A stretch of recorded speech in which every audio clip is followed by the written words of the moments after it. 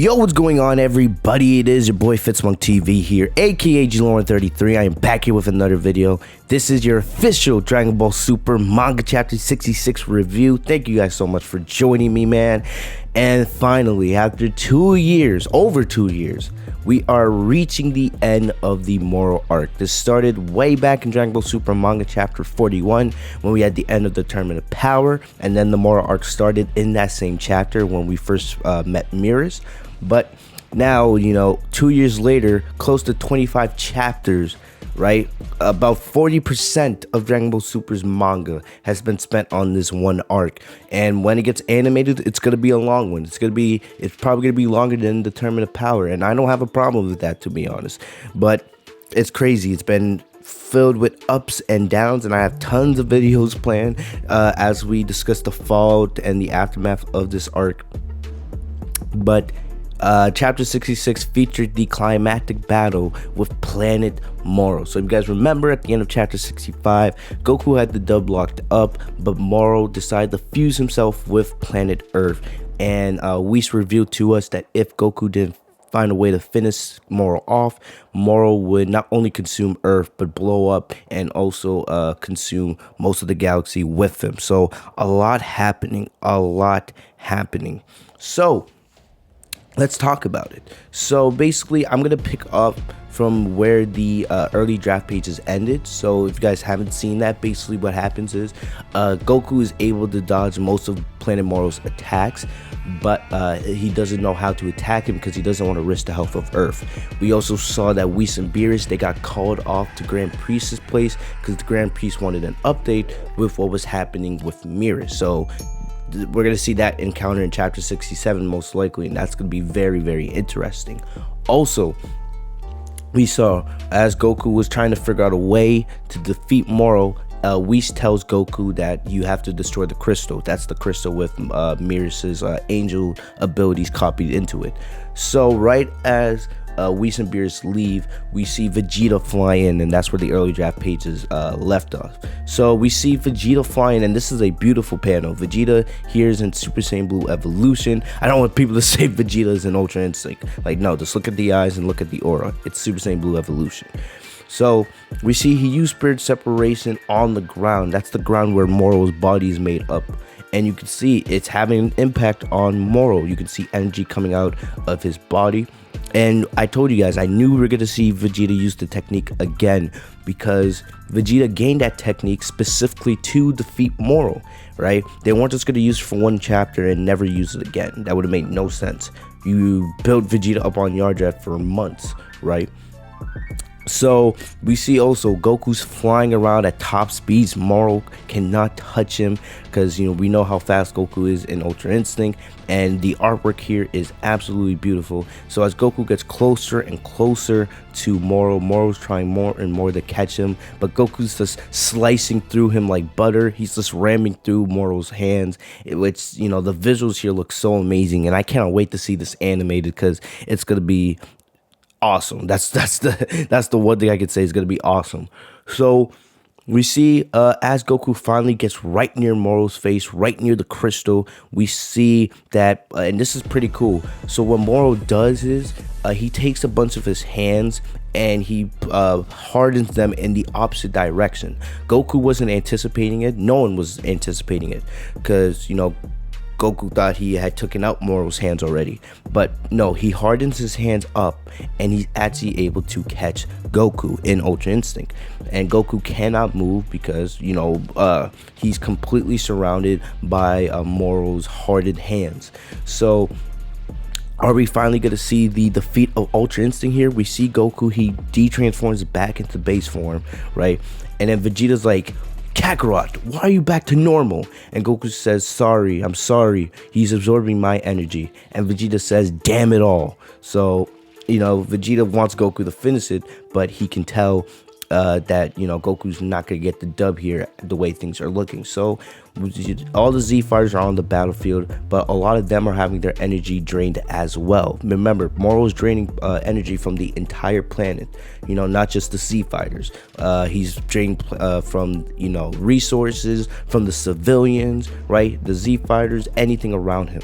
So we see all of a sudden Vegeta starts forming up a ki blast, right? And this ki blast, oh man, it's not no normal ki blast, let's just say that. So we see some energy come to the battlefield, and basically this energy is from Goten and Trunks. So remember, Goten and Trunks are looking after 17's island because 17 needed someone to look out for the island while him and 18 went to help the Z fighters fight Moro.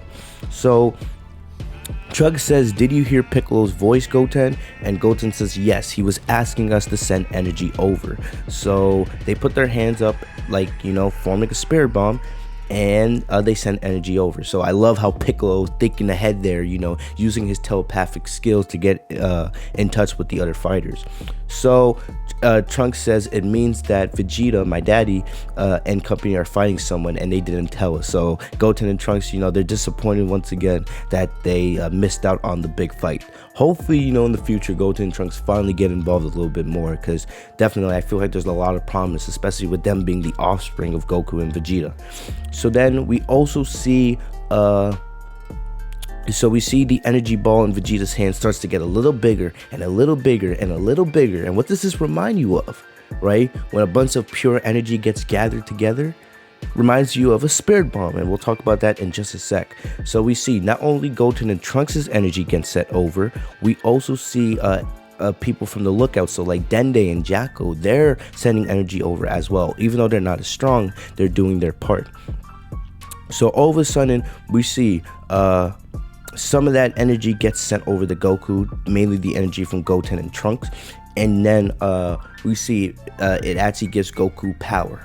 So Goku's able to power up, but he's not able to go Ultra Instinct just yet because he's lost most of its energy to Moro. He actually is able to go straight into Super Saiyan Blue.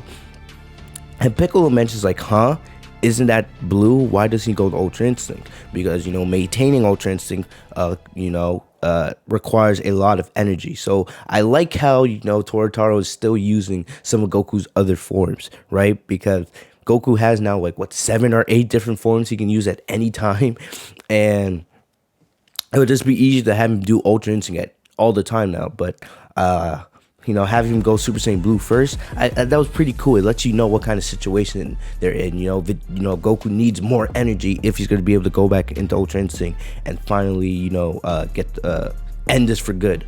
So we see right behind him, it's not enough. Goku goes back into base form because the energy of Super Saiyan Blue, it's not going to be enough here to take down Moro. But we see a larger energy ball gathered, and I told you guys Vegeta was forming a spirit bomb. And we see, where's this energy coming from? Because mostly everyone's been drained on the planet. Well, we look over, right? We pan over to a little village far out somewhere, and we zoom in and we see the Fat Boo. He has switched places with the Daikaio Shin. And I like this, the Daikaio Shin getting involved because he was involved at the beginning of all this because he fought Moro millions and millions of years ago. We found that out at the beginning of the arc. And a lot of people wanted, Boo to be involved in the final battle because of his connection with Moro. And even though he doesn't fight Moro at the end here, he's still involved because guess who's with him? Freaking Oob. Oob is there with the Daikaio Shin. So basically, remember, the Fat Boo and Oob, they have connection because they were once Majin Buu. Oob is the reincarnation of evil Majin Buu. So we pan over to the lookout, and Dende. Remember, Dende was the guy who I forgot what manga chapter it was. It was during the build of the Tournament of Power. He actually took Goku to Oob's village, and we saw Oob was very, very young at the time. So Dende does know who Oob is, right? And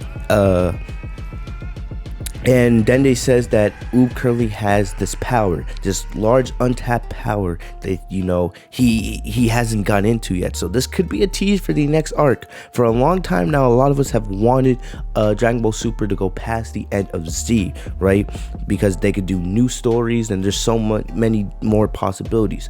That could be where we're going. Why would they have Oob show up here if they weren't at least teasing or at least planning to use Oob in the future? So I don't know. We are going to get the start of a new arc in chapter 67, and it could potentially be Oob. We might finally skip over to the end of Z martial arts tournament, but I don't know.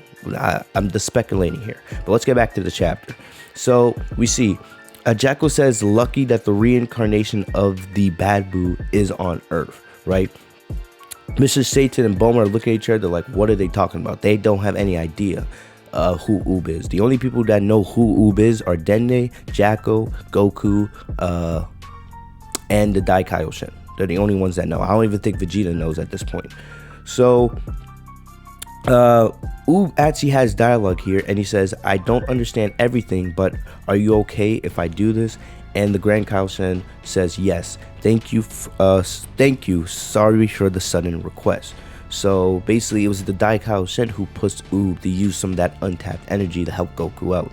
So we see Vegeta forms a large spirit bomb, first time ever. You know, it's so ironic because Vegeta has hated the spirit bomb. Remember in the Tournament of Power when Goku was forming one against Jiren and Vegeta refused to give his energy? Remember back in the Saiyan saga, Vegeta was hit with a spirit bomb, which almost defeated him. So Vegeta doesn't have the best history with the spirit bomb, but it's ironic here that he's forming one of his own to help Goku defeat Moro. So this is huge character development. Huge character development. I really like this because we know Vegeta is trying to, you know, redeem himself for the sins and the crimes he committed in the past. It's one of the big things of this arc. So Vegeta's like, who cares what the key comes from? With that, once again, transform yourself into Ultra Instinct. So Vegeta yells at Goku to go back in the UI and finish this once and for all. So the spirit bomb doesn't get directed to Moro, it gets directed right to Goku. And then we see there's a huge explosion of light, right? And we see basically as Whis and Beerus, as they are flying over to the Grand Priestess Palace, right? Whis looks back and he smiles. So he smiles. He's like, looks like, you know, my boys are about to get the dub. We know Whis is supposed to stay neutral, but he is happy that it seems that all is well and the good guys are going to win. So we get back to the battlefield and Goku is indeed back in Master Ultra Instinct. And what happens is, if you guys saw my spoiler video, we see Goku in Master UI, right? Moro still has him clenched, but we see Goku start to expand, right? We see Goku expand into, I don't even know what to call it, but it's basically a manifestation of Goku's ki leaking out, and he expands into a much larger version of himself, right? A lot of people believe they're just taking this from Attack on Titan and, you know, Naruto and JoJo's Bizarre Adventure, but still, it's anime. I'm not complaining. I love this. So Goku expands and then he starts pushing Moro down, and Moro is looking ugly and disgusting, and you can tell the end is near, right? And then right at that moment, Goku opens his eyes. So we look inside of the larger version of Goku, because we don't have an official name for this yet. But we look inside and we see the larger version of Ultra Instinct Goku. He opens his eyes, he flies out of the big version of himself, and he destroys the crystal that was in Moro's forehead. He destroys the crystal that had Beerus's angel abilities copied, and right as he destroys the crystal, we see Moro. He absolutely falls apart. Fantastic artwork. He just crumbles like a rock that's been split into 1,000 pieces. You know, we see his body crumbles, then his eyes, and then last but not least, he explodes. And that is that. You know, I love the funny thing is that Goku just stands there while the explosion is taking place. So basically everyone's concerned that Goku may have got caught up in the explosion, but no, after the explosion we see there's debris and dust everywhere as the earth is returning to normal, and we see a shadow of Goku standing there, and then Krillin and Gohan yell Goku's name. Krillin yells Goku, Gohan yells father. Goku turns back, he is smiling, and he gives the classic thumbs up. Victory for the heroes. That is the end. So there you have it, the end of the Moro arc. The good guys win. This was a great chapter, a great ending. I was not expecting this. You know, Torotaro keeps surprising us, but not gonna lie, I think this is a fantastic ending for the arc. You know, Vegeta doesn't get the win by himself. Goku doesn't get the win by himself. Even with Ultra Instinct, Goku did not get the win by himself, right? He needed help from his friends, and that bothers me a little bit because, you know, they had Goku saying Manga Chapter 64, when he transformed in the UI, they had him say, you know, that mirrors taught me that I'm not fighting alone, even though that's a lesson Goku should have already realized from all his other past experiences. But still, man, I love this. I love this a lot. Vegeta gets his moment, really. Goku gets moments. Everybody else helps along the way. So it's like all the Z fighters working together to take Moro down, because Moro wanted to eat their home, right? He wanted to consume the earth, take their home from them, while, you know, killing them in the process. And they didn't let it happen. And I love that. I love that, you know. So everybody gets in on the action here. So I gotta give Torotaro credit here. I don't know if this was him or Toriyama, but the way they wrote this ending at least was great. There's definitely some cons, right? We could talk about the Senzu bean decision. We could talk about some of the bad dialogue. And like I said, we're gonna have plenty of discussion videos upcoming in the next couple months talking about this arc. And what was good, what was bad, the legacy of it. Was it Dragon Ball Super's best arc yet? You know, and I cannot wait to see this animated. There's so many cool panels from this arc that I cannot wait to see animated when Dragon Ball Super does return. But all in all, the Z Fighters get the dub. That is the end of the Moro arc, right? They'll be wrapping things up in chapter 67, and we'll be starting a new arc in that same chapter. It'll be interesting. Will we get a time skip? Will we see Broly or Frieza or Oob? It's going to be very interesting. But for right now, we'll just focus on the Moro arc and the end. And I'm not gonna lie, this was great. This was great stuff right here. So definitely, that's about it. Let me know in the comment section what you guys thought of this final battle. Did you guys enjoy it? What do you think they could have done better? You know, what was your favorite moment? And trust me, we are going to have so many discussion videos in the next couple weeks talking about the fallout of this arc. There's so much to talk about just with this one chapter alone. So let me know what you guys think. Other than that, that's all I got for you guys today. I'll keep you guys updated with all things to Dragon Ball Super manga. Once again, guys, hopefully you guys enjoyed. Leave a like if you guys did. Subscribe if you guys are new to the channel by hitting the bell right next to my name, Fitzmonk TV, so you guys are notified every time I post a new video. I'm gonna get out of here. Follow me on social media. Thank you to DBS Hype and everyone who helped us with the spoilers and the early scans. All right, other than that, guys, I'll see y'all later. Peace.